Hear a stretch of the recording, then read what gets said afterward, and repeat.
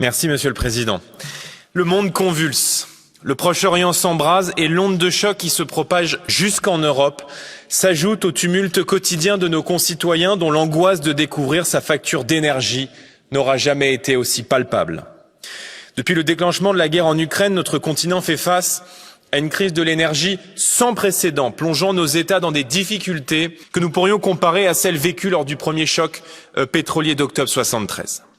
Même si elle ne fait plus la une de l'actualité, la situation perdure et les prix de l'énergie restent à un niveau préoccupant qui pénalise aussi bien le pouvoir d'achat des ménages que la compétitivité de nos entreprises.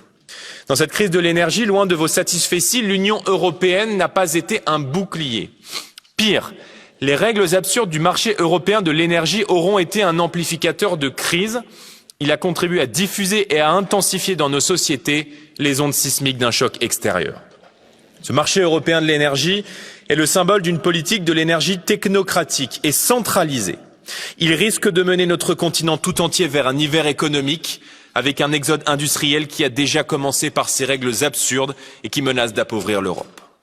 Une autre politique est pourtant possible. Elle nécessite le courage politique dont des pays comme le Portugal et l'Espagne, de manière dérogatoire, ont fait preuve en rompant avec les règles imposées par la Commission.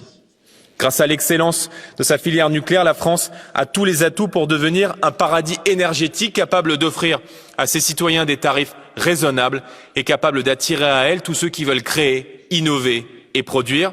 C'est cet avenir que mon mouvement défendra lors de la grande confrontation démocratique le 9 juin 2024.